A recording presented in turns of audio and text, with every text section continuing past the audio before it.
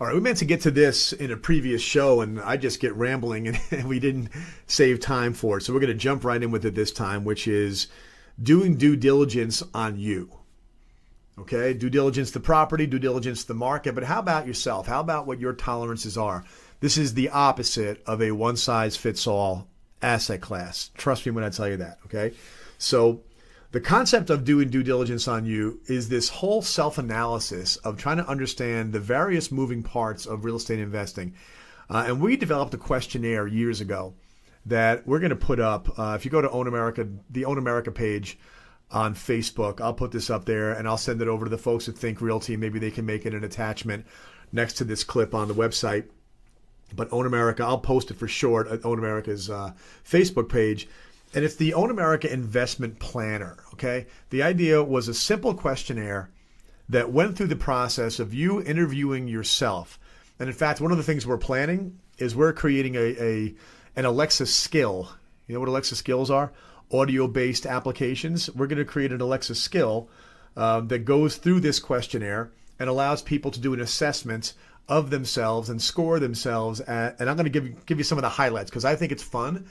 And if you're driving right now, you're walking the dog, just think with me. I'm going to pace it so that you have a little bit of time in between the questions to think about it.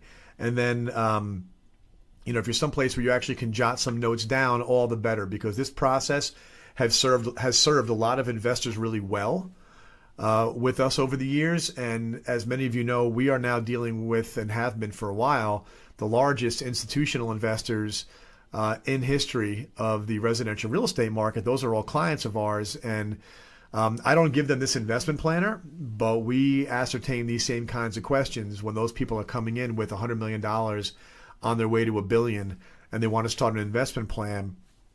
So here's the way it goes. The first thing is, step one is your vision.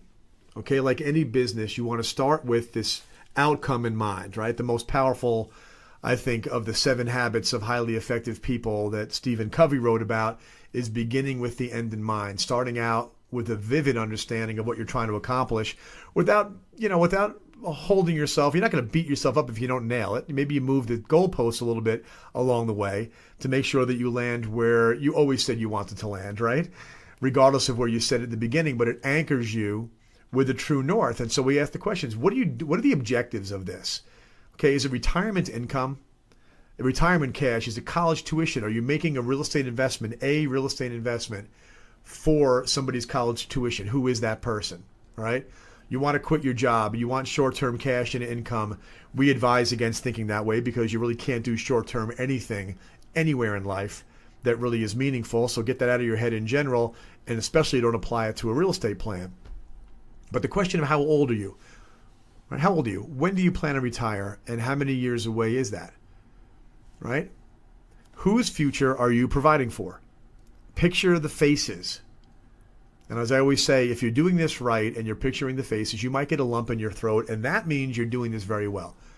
Because as you see as we go through this, there are specific questions that when the specifics are tied to the really, really important stuff, you make better decisions and you stick to them.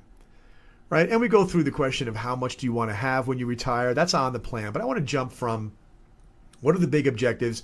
How much time are we working with here? And who are the people that matter the most to you that are going to be the most impacted by this? That's a very, very powerful place to start. That's the vision.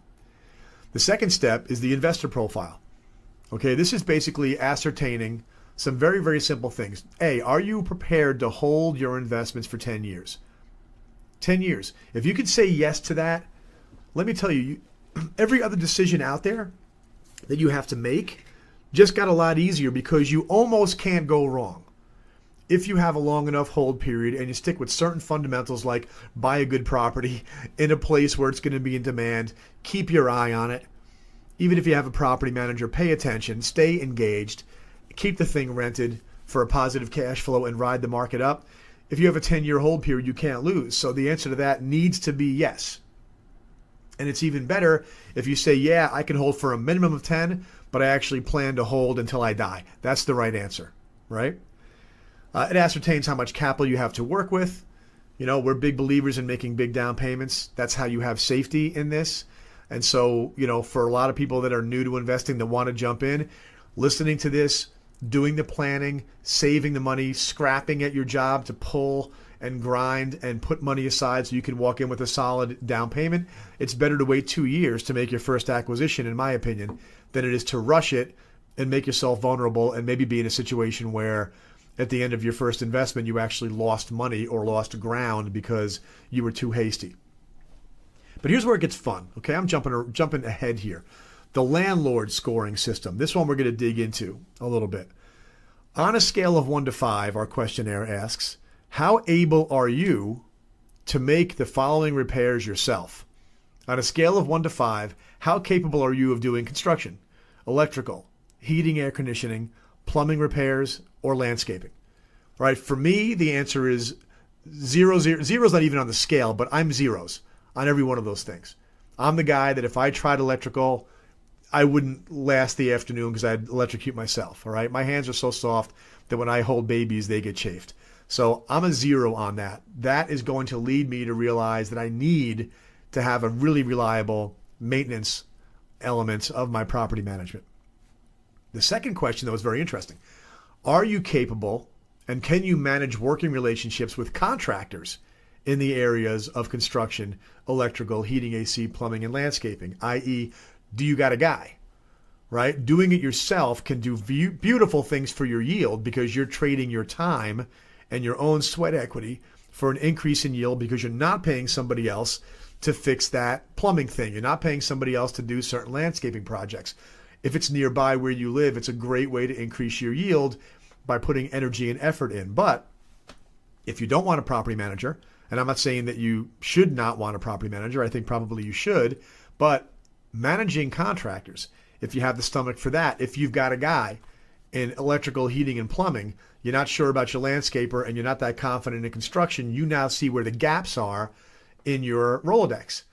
And you can go out there and seek recommendations and get somebody fit into that slot. And now you're sort of category 2, where instead of a do-it-yourselfer, you're a manage-it-yourselfer, which in turn can increase your yield. All right? It jumps a couple of questions later. This is a fun one. Tenant management. Okay, I'm going to ask you these things long form and really have you answer them in your head for me. Do you currently have a rental agent in the market where you want to manage your tenants? Yes or no? Meaning, do you have a person that you're there with that can help you with it already? But here's the key. How comfortable are you calling a tenant who's late on their rent? On a scale of 1 to 5, we ask you, how comfortable are you calling somebody and saying, hey, Bob, what gives? All right, it's the 18th of the month. You didn't pay. I need a check. I'm dropping by to pick it up. Ooh, how comfortable are you showing up? There are people that are really comfortable with that. That's one of the things that I can do. All right, I can show up and say, I need you to pay the rent. You know, you haven't been returning my phone calls. I don't want to have to take any steps. I mean, I care about you as a tenant, but you're not returning my phone calls. I can show up. There are people that can show up. I know guys, you know, retired cops, they can't wait to show up. Right? To them, being intimidating has been a way of life. And so they have the capability of doing that. Right? Going through questionnaires like this, where you begin to then dig in and look at different types of property, single family, condo, 2 to 4 family, figure out the characteristics. We're going to pick this up in the next segment and go to the next phase where you start seeing the different property types and how they might fit in to the kind of investor that you are naturally. Know thyself and then build the right portfolio to fit thyself.